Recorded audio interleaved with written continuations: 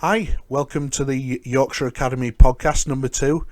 Today we're going to be talking to Christian Oldcorn, who is an academy parent. He's also part of the academy management team as our safeguarding officer. He has 2 sons who play for the academy, Isaac and Oskar, and 2 other sons, younger sons, Eli and Gabriel. He's the head of house and associate head teacher at St Bede's and St Joseph's.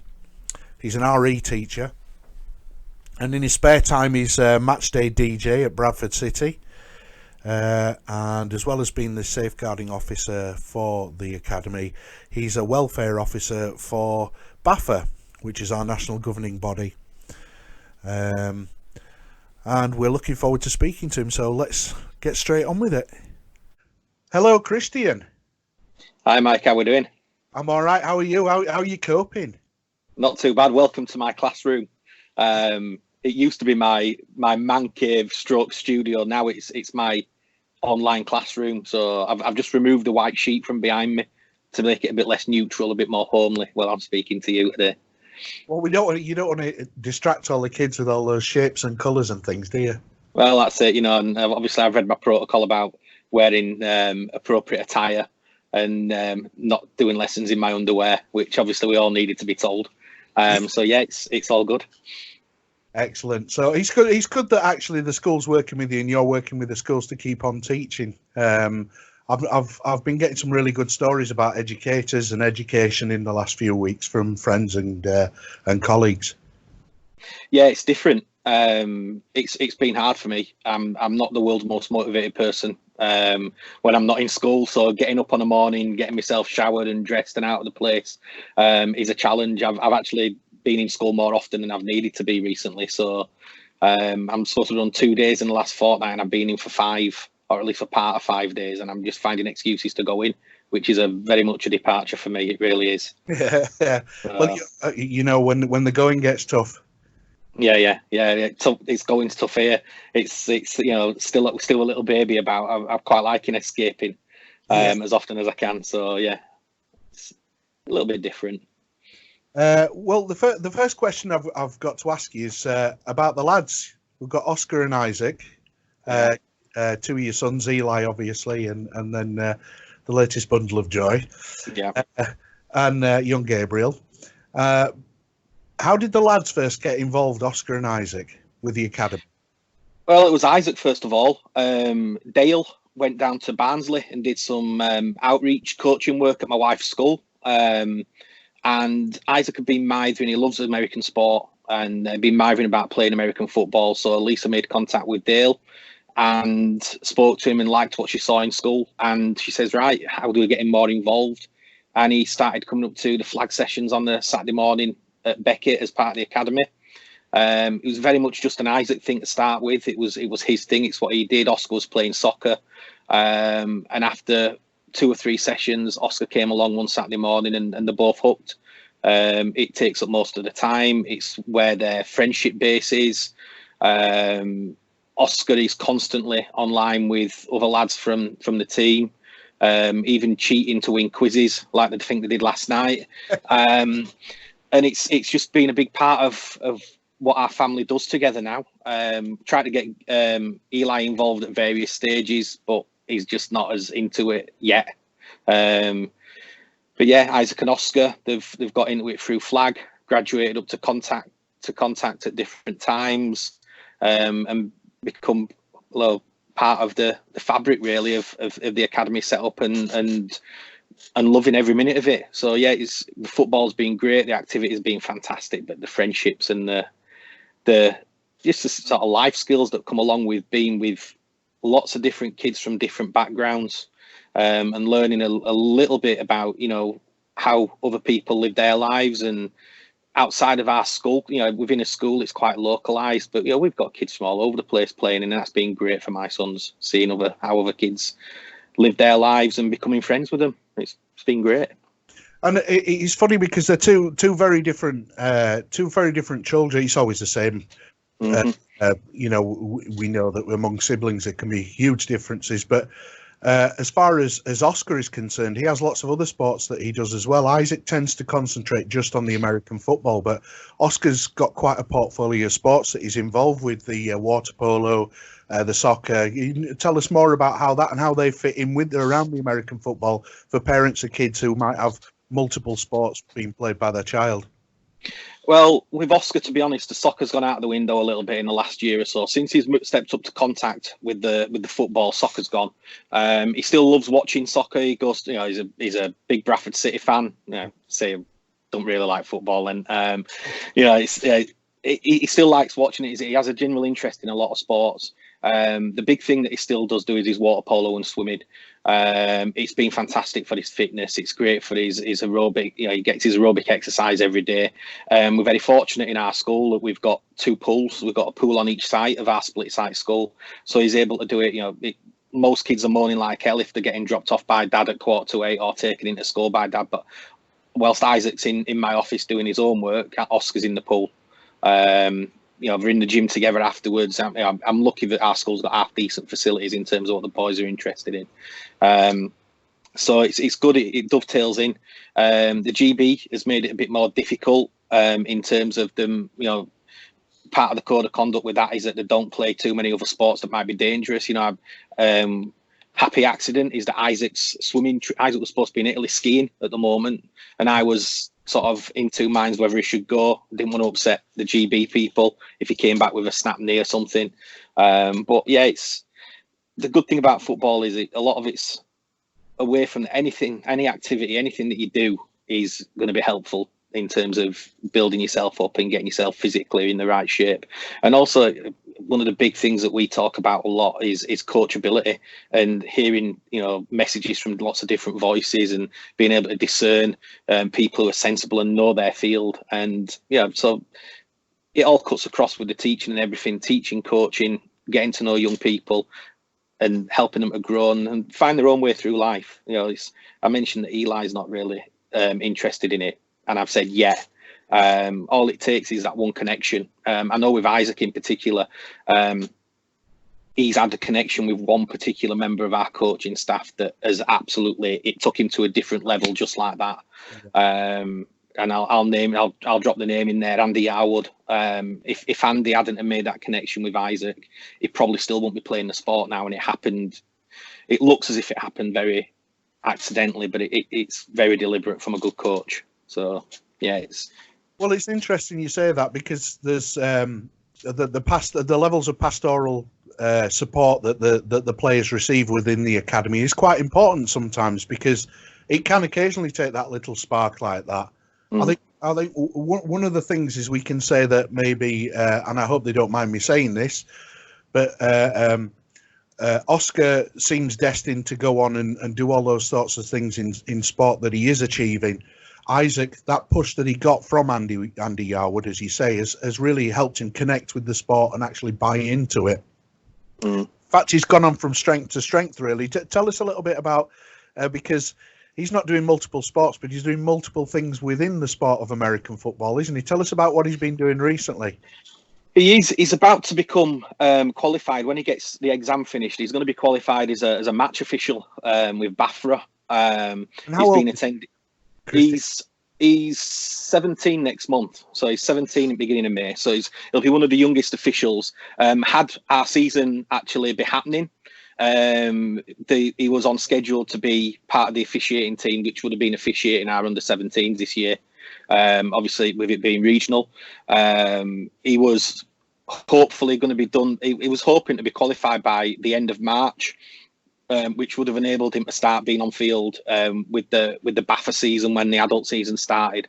And again, it's that thing about just finding ways to get more insight into the ins and outs of a sport. You can learn it from Madden, you can learn it from coaches, but you can also learn it from an official's perspective too, and what they're looking for. And to be, without being unfair and to Isaac, I think learning what the officials are looking at it'll be very useful for him and his development going forward.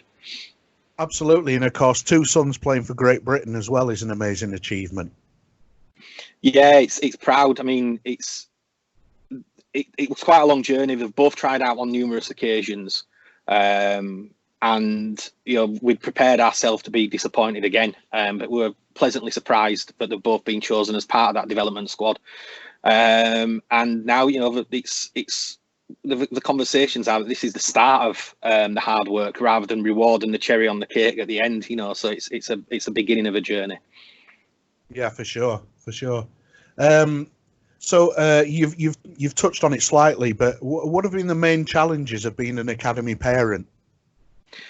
For me, it's a little bit different now. At first, I mean, I've been a little bit more involved over the last couple of years, but in the first couple of years, I was literally parking up in the car park on a Saturday morning, showing my face for a few minutes, then marking exercise books in my car. And it's not really my nature to do that. I wanted to sort of get more involved, and as I've got more involved, you sometimes you feel like you've bitten off a bit more than you can chew. But no, it's finding.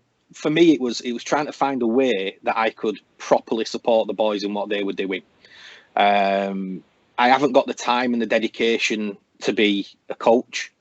I haven't got the wherewithal, or that really, I suppose it comes down to time. I haven't really got the time to go away and do the studying that being a coach requires. I look at some of the coaches on our staff, and I look at some of the prospective coaches. I look at someone like Owen Yarwood and the knowledge that lad's got, and there is no way in this world I could possibly do that. So the challenge really was finding a way to support the boys, support the academy, and finding a way to do it that suited me. And that was more to do with the back of house stuff, if you like, the sort of off-field stuff. And yeah, I know how to equip a helmet now, and I know how to sort of make 2 good sets of shoulder pads out of 3 decrepit ones. So yeah, it's all new learning. It's good. And definitely a role that's needed within the academy. I think it's something that's quite underestimated sometimes as a sport, and across many sports, is the fact that, we all need players, first of all, we need coaches, but we also need the support staff, and then to value those, so I can say on behalf of the academy, we're truly appreciative of all the work that you and the other support staff do, Jack and Andy and various others, not only in maintaining the equipment, but as I alluded to earlier, with the pastoral care as well, because that really helps working with the kids. And at what point did you realise that it was more the management side? Was there a specific trigger, or was it just something that you drifted into? No, I look at my personal strengths and what I do, and really what I want. I suppose in a way it's sort of, I suppose it comes from laziness. How can the skills that I've already got, without me having to go out and relearn and sort of really do lots of sort of professional development, how can I give something? And it was hard at first gauging, because there's a lot of people who've given a lot of time and putting the heart and soul into it for getting the academy off the ground and getting it to where it is. And it's like, right, do I come in and sort of say, well, I could do this, I could do that, or yeah, I was quite shy at first, but then as you get to know people, I spent a little bit more time with yourself. I got to know Dale a little bit better, and then I realised that the culture of the academy was such that if you want to go in and do something, then go in and do it, and be part of it, and work with the people rather than seeing it as a closed shop. It was incredibly open. I've been involved in a few sports clubs with the kids and my own experience, and I've never seen a place that's as open to new people and new ideas, and just people, just come on, muck in. It is organised. It's easy to make it sound very ad hoc, but it appears ad hoc because it's very well structured and planned. Yeah. There's a strategy there, and the strategy is very definite, but the strategy is open for people coming in and contributing when they can. So yeah, it was quite easy for me really to come in and get involved a little bit more, and just again feel like you're giving something, feel like you're contributing. You're part of a team, and again that's very much an American football thing, which is perhaps different from other sports. Is the value of the different roles. It's not about cloning a type of person that is going to contribute. It's much more about everybody's got something to give. How can we channel that? And that's part of the philosophy that shines through in what we do. Well, that's good to hear. Definitely. It goes back as well to something that Dale was alluding to in the previous podcast, which was about that no fear in delegating and giving people responsibility and accepting that mistakes will happen, things will happen, but we'll work around them, etc. So that's extremely reassuring to hear. As far as your role now with the academy, and as I said in the introduction, you look after safeguarding for us. Mm-hmm. What crossovers are there with your teaching role at St Bede's and St Joseph's that cross over to the role that you have with the academy? Well, my role at work, I mean, my job description runs to pages, but to cut it very, very short, my role is to remove barriers to learning from my students in my house. And I've got 300 students aged 11 to 16 that I look after, from lots and lots of different backgrounds with different life stories, different, every kid is pretty much unique. And taking that and sort of boiling it down, instead of being looking after 300 kids, we've got 40 or 50 now. And it's the same thing again. It's really, really simple, and it's the beauty of what we do is what is there going on for a young person that is going to have an impact on how successful they are, and that's whether it's on a football field or whether it's in a classroom. Is there something that we really need to do to make sure that young person gets the optimum chances? There's all sorts of things that go on in schools that is just awful. There's obviously, I can't really say too much, but if there's rarely now. I mean, I've been teaching for 20 years. I've been in a pastoral role for the last sort of 13 or 14, and I still have days where I come away thinking I thought I'd seen everything, but I obviously haven't. I've had that already in my role with BAFA. I'm not going to go any further than that on this at the moment, but it's every day is a learning experience. Every day is a step back, and I suppose one of the things that I've really learned from my professional life that I try and carry with me is that you've got to have people you trust to give you advice. You can't make nobody can make the sorts of decisions and the things that we have to do in isolation. You've got to seek people out who you trust and people whose opinion you value.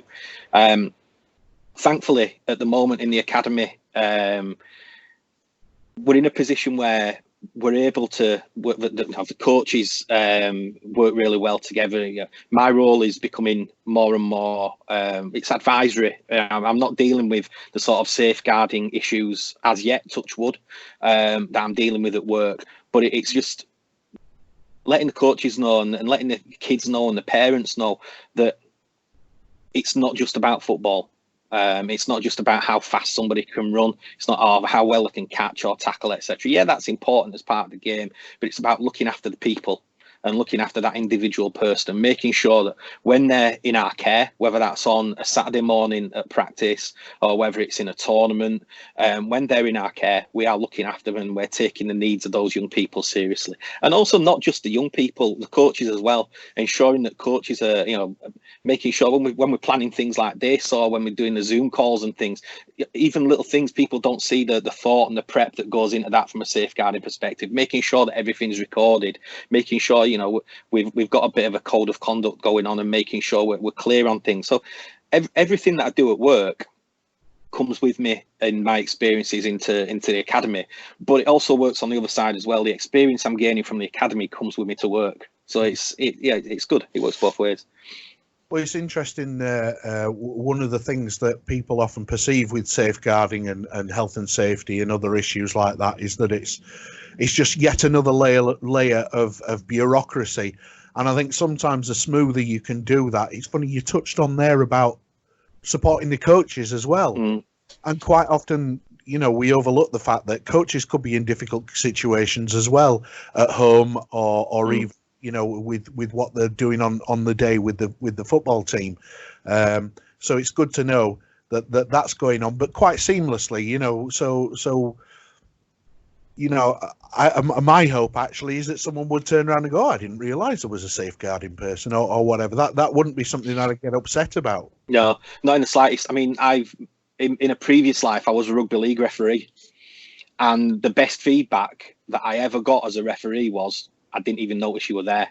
That's what you're after. If your safeguarding or welfare person is front and center, and you're seeing a lot of them, then you've got to be really asking questions about what's going on. If you see too much of them, it's not a good thing. So yeah, it's a bit like an insurance policy, really. You hope you never need it, but you won't want to be without it. So yeah.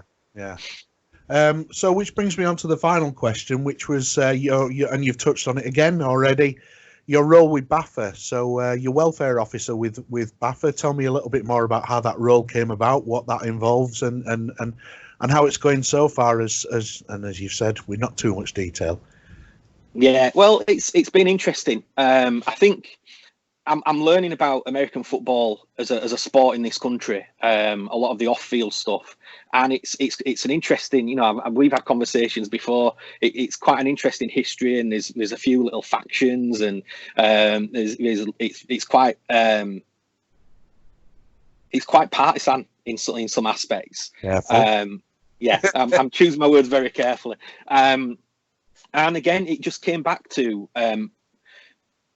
BAFA gets quite a lot of criticism. Even yesterday, when Pete Ackley put out a statement about the season still open to resume, there were still people moaning about how much whether they're going to get any of the fees back and all this sort of thing. And it's like, come on. And it seems like as an organisation, they're trying to really get a more positive viewpoint from its own members. And I saw the appointment of Pete Ackley as a positive, actually paying someone to do it, giving it someone as a job, get the accountability in there. And then they advertised for a designated safeguarding lead and a welfare officer. And I thought, hang on a minute, this fits in with what, again, my whole philosophy of what can I give without me having to go to too much in terms of training and things like that.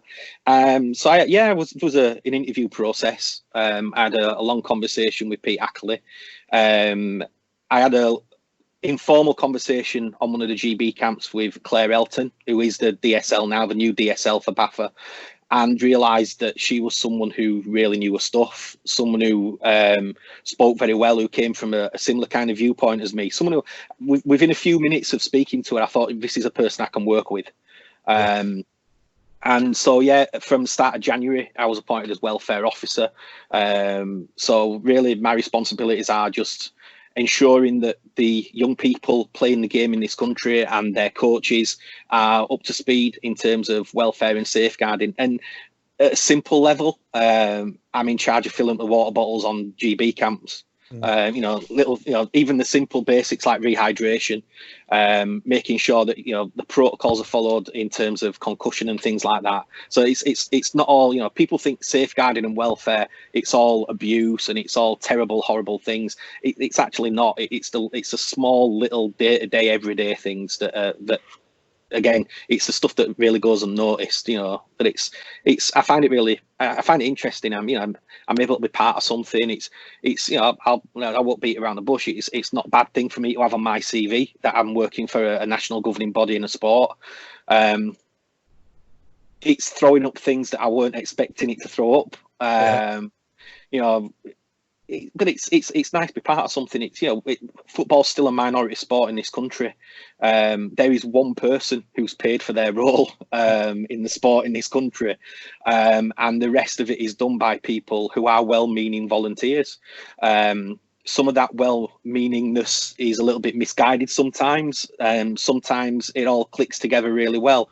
But I think the appointment of Pete and the way that the BAFA are working seems to be taking things forward. I've noticed it in the GB setup. The first time Isaac tried out, I think, was about 2.5 years ago. And the communications and the way that things were done as a result of that trial were nothing like what have happened more recently. Just the organisation, the communication, that comes with, I suppose it's about getting the right individuals in the right positions, and hopefully I'm part of that at the moment. So, yeah, it's interesting. Yeah, well, it seems to be going well from an outside view, from an outsider's view myself. It seems to be going really well, and the GB stuff's going extremely well too. Listen, thanks for your time, Christian. Thanks for everything you do for the academy, and look forward to seeing you on the other side of the lockdown. In the meantime, stay safe and you too. All right. Cheers, Christian. Cheers, mate. See you later. Thanks, mate.